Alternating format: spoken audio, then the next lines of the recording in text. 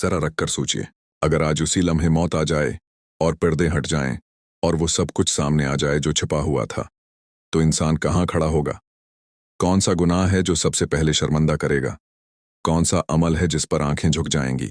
ज़िना कोई मामूली लग़्ज़िश नहीं, ये ऐसा जुर्म है जो इंसान के ईमान, इज्जत, ख़ानदान, मुआशरे और आखिरत सबको एक साथ नुकसान पहुंचाता है। इसीलिए इस्लाम ने उस गुनाह के करीब जाने तक से मना कर दिया। अल्लाह ताला कुरान में फरमाता है, ज़िना के करीब भी मत जाओ।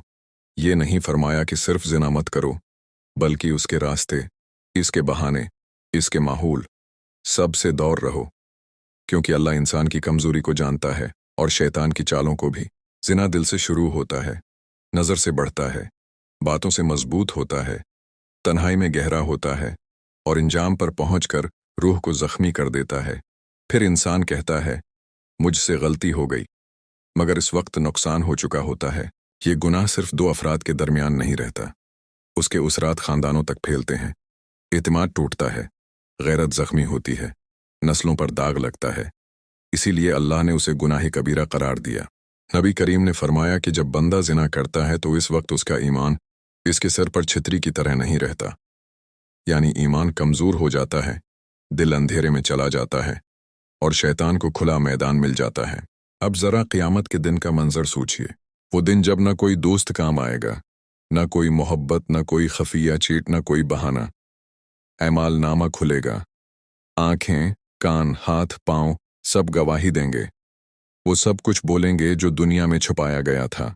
ज़िना करने वाला शख्स खड़ा होगा और उसके सामने उसके गुनाह मुजस्सम हो जाएंगे। शर्मिंदगी इतनी शदीद होगी कि इंसान चाहेगा ज़मीन फट जाए, मगर वहाँ फिरार नहीं होगा। यह हदीस में आता है कि ज़िना करने वालों के लिए अज़ाब निहायत सख्त है। उनकी ख्वाहिशात ने जिस आग को दुनिया में भड़काया, वही आग आखिरत में अज़ाब बनकर सामने आएगी। ये कोई मामूली सज़ा नहीं, बल्कि ऐसा दर्द है जिसका तसव्वुर भी इंसान को हिला देता है। ये भी याद रखिए कि ज़िना सिर्फ जिस्मानी अमल नहीं, नज़र का ज़िना, ज़बान का ज़िना, ख़यालात का ज़िना, ये सब दिल को आहिस्ता आहिस्ता इस गुनाह की तरफ ले जाते हैं। इसीलिए नबी ने नज़र नीची रखने, खलूत से बचने और गैर ज़रूरी ताल्लुकात से दूर रहने की तालीम दी। कुछ लोग कहते हैं, हम दिल से एक दूसरे को चाहते हैं, इसमें क्या बुराई है? इस्लाम पूछता है, क्या ये मोहब्बत अल्लाह की नाफरमानी के साथ भी पाक रहती है? जो मोहब्बत अल्लाह को नाराज़ कर दे, वो मोहब्बत नहीं, आजमाइश है। जो ताल्लुक गुनाह पर कायम हो, वो सुकून नहीं देता, सिर्फ वक्ती लज्जत देता है और फिर ज़मीर को जला देता है। दुनिया की सज़ा भी हल्की नहीं। ज़िना इंसान के दिल से बरकत छीन लेता है, दुआएं रख जाती हैं, इबादत में लज्जत ख़त्म हो जाती है, शक, खौफ, बेचैनी और बेसुकूनी बढ़ जाती है। जो शख्स कहता था मैं खुश हूँ, वो अंदर से टूट चुका होता है। और अगर औलाद हो जाए तो आजमाइश मज़ीद बढ़ जाती है। अगर राज खुल जाए तो इज्जत बर्बाद हो जाती है। अगर न खुले तो खौफ साथ रहता है। हर सूरत में नुकसान ही नुकसान है। अब सवाल ये है, क्या तौबा मुमकिन है? हाँ, अल्लाह की रहमत वसीया है, मगर ज़िना की तौबा आसान नहीं। सच्ची तौबा के लिए दिल से निदामत, फ़ौरन गुनाह छोड़ना, आइंदा न करने का पख्ता इज़्म और जहाँ हुकूक पामाल हुए हों वहाँ उनकी इस्लाह, ये सब लाजिम है। इस्लाम इसीलिए निकाह को आसान और ज़िना को मुश्किल बनाता है, क्योंकि पाक रास्ता अख्तियार करने में ही दिल का सुकून है, ख़ानदान की हफाजत है और आखिरत की नजात है।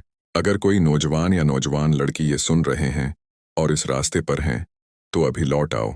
शैतान कहता है अब बहुत देर हो गई। अल्लाह कहता है अभी भी वक्त है। अपनी नज़रों की हिफाजत करो, अपनी तन्हाइयों को पाक करो, अपने फ़ोन, अपने दोस्तों, अपने माहौल सब का जायज़ा लो।